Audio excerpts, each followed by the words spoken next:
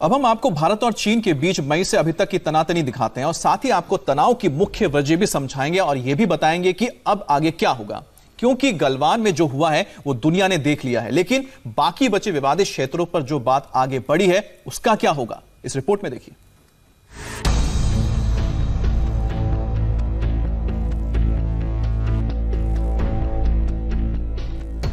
LAC पर चीन ने दिया सबसे बड़ा धोखा।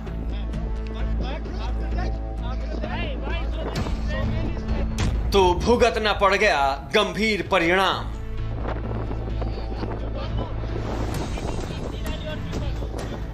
तैंतालीस चीनी सैनिकों का काम तमाम।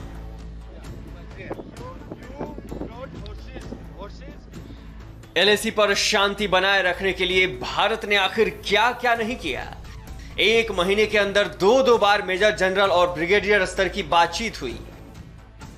चीन को हर एंगल से समझाने की कोशिश हुई, लेकिन चीन को शायद शांति की भाषा तो छोड़िए, भारत की साफगोई तक समझ न आई और बदनीयती का आलम ऐसा रहा कि मंगलवार रात अपनी चालाकी के चलते एलएसी के बैटल ग्राउंड में चारों खाने चित हो गया और अपने 43 सैनिकों की जान गंवा दी। इस हिंसक झड़प के पीछे की वजह जानने के लिए आपको थोड़ा फ्लैशबैक में जाना होगा। दोनों देशों के बीच सीमा विवाद को सुलझाने के लिए बीते कुछ दिनों में कई बार बातचीत हो चुकी है। इस विवाद को खत्म करने के लिए पहली बार गंभीरता से प्रयास करते हुए लेह स्थित 14वीं कोर के general commanding officer lieutenant general Harinder Singh और चीन की तरफ से तिब्बत सैन्य जिले के मेजर जनरल लियू लिन ने 6 जून को करीब 7 घंटे तक बैठक की थी, लेकिन बैठक के बाद मेजर जनरल स्तर की 2 दौर की और बातचीत हुई। अब आपको सिलसिलेवार तरीके से बताते हैं कि मई से अब तक आखिर क्या क्या हुआ। 5 से 6 मई की रात ईस्ट लद्दाख की पैंगोंग झील के पास दोनों देशों के सैनिकों के बीच झड़प हुई। 9 मई को नॉर्थ ईस्ट में सिक्किम के उत्तर में नाकुला सेक्टर में भारत और चीन के सैनिकों के बीच झड़प हो गई।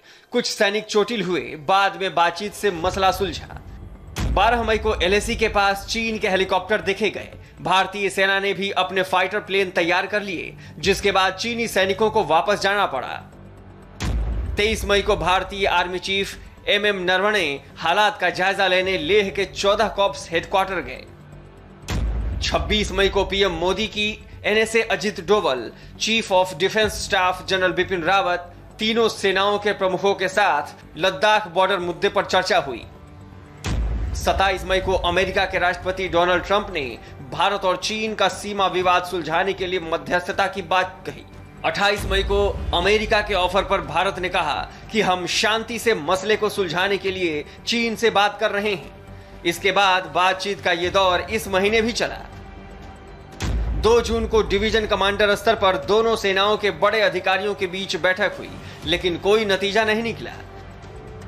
6 जून को लेफ्टिनेंट जनरल हरिंदर सिंह के नेतृत्व में भारतीय सेना ने चीन के मेजर जनरल लियू लिन से मोल्डो में बातचीत की। तो 10 जून को भारत और चीन के मेजर जनरल रैंक के सेना के अफसरों ने बातचीत की। ये बातचीत सकारात्मक बताई गई, लेकिन भारत सरकार के सूत्रों ने बताया कि एलएसी पर चीनी सैनिकों की तैनाती जारी रहने तक बात नहीं बनने वाली।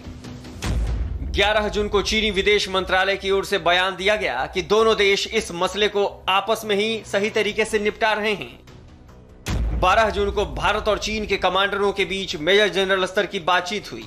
इस दौरान भारत और चीन के बीच लद्दाख के गलवान इलाके के PP-14, PP-15 और 17A में तनाव को कम करने और गतिरोध को कम करने पर फोकस किया गया। 13 जून को आर्मी चीफ एमएम नरवणे ने कहा कि चीन के साथ सीमा पर हालात काबू में है और बातचीत के जरिए हर तरह के विवादित मुद्दों को सुलझाने में हम सक्षम हैं। तो 15 जून को दोनों देशों के बीच ब्रिगेडियर कमांडर लेवल की बातचीत हुई। ये बातचीत PP-14 इलाके के पास की गई।